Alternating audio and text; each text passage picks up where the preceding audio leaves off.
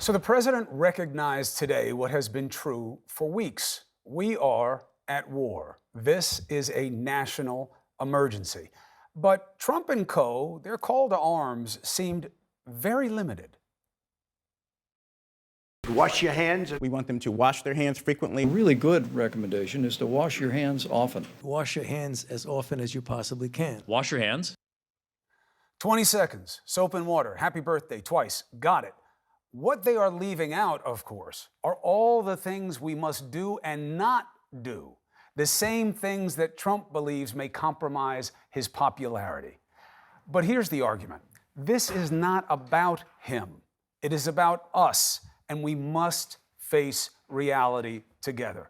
Now, as a little side note, I get this is freaky. I'm with you.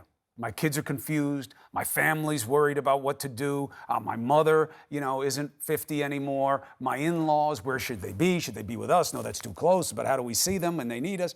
How long do we do this? How do we get the things? Why are the foods disappearing? I'm living with it just like you. And starting this weekend, we're going to all face a new test. Here are the musts for me, you, all of us. If you're sick in any way that triggers flu suspicion, you got to stay home. Hey, if you want, DM me on Twitter, and I'll call as many of you as I can. I'm going to be home anyway, right? Practice social distancing. That means, don't get up on somebody when you're talking to them. Give them some space. Don't go to big events. Now, some people are ignoring these cues because they're tedious. And look, let's be honest, we're selfish. But you know what? Think about how many of us love to wave the flag and use the icon and say they love their country and they're patriots. You know what I say? Prove it. If you don't refrain in those ways, ask yourself what it says about what you truly value. Now, if you blow this off out of some misplaced sense that it's all manufactured to be bad for Trump, so you're going to ignore it, you fall into a category like that, you got bigger problems than coronavirus, okay? This is real. Then we have the other extreme, full end times mode. It's leading to scenes like this across the country. I'm sure if you've gone out to the supermarket, if you're anywhere affected, you've been seeing this. People buying bread, hand sanitizer. They're telling us to make sure our hands are clean. There's no hand sanitizer. They're buying things like it's going out of style. And then there's this. That's where the TP is supposed to be. What's up with the TP frenzy? Toilet paper is not an effective protection against getting the coronavirus. All right, Azar's joking, but also missing the point. People are scared. A pandemic is scary. And the reality is not helped by a president who abused the truth. But that's a little bit like the flu. It's a little like the regular flu. Yeah, and it's a lot not like it. He downplayed the threat and did so for selfish reasons by calling this virus another move on him.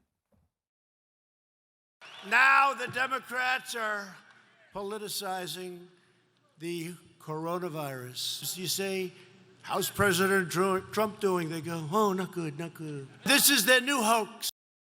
New hoax. How do you like that now? The truth is spreading as fast as the virus, so even the president has to own it. And the other night, you saw the reality. He is as overwhelmed as anyone. I am confident that by counting and continuing to take these tough measures.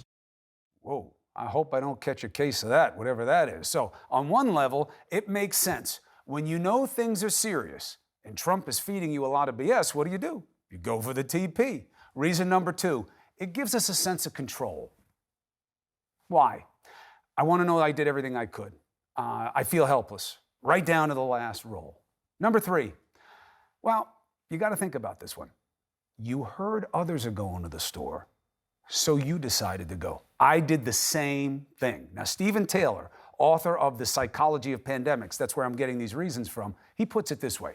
We're social creatures. We look to each other for cues, what's safe, what's dangerous. And when you see someone in the store panic buying, that can cause its own kind of contagion.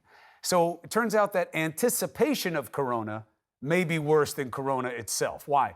80% of us who get this virus, God forbid, many of us won't even know that we have it.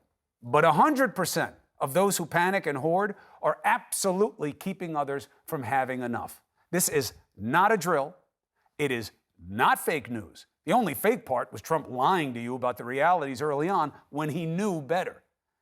Now look, the real deal is the media, this show, we will hold power to account. The government has a lot to do. We will do our best to make sure they do it for you. But it's not about Trump. It's not even just about the government. This is as much of a test for you and me. We have to be at our best. The good news, America has always been defined by how she handles a crisis. We are a country that is forged by hard times. Hard times make strong people. Strong people make good times. We are strong. And you know what? It's not just us. The president said today, we're not worrying about the rest of the world. Wrong. The world is dealing with it. We're part of a community. And you know what else? The world is watching. You know, part of the job that I do is that I've been all over this country in all kinds of disasters. Everything you can think of, from the natural to the all too human. And I have seen time and again how you guys come together. You come together when people need you. You come together when you don't even know each other. So let's remind the world why they look to us. Why they look to us as a symbol of what freedom is all about. We know what to do. We know what not to do. We have to believe that we matter to each other. So let's get after it.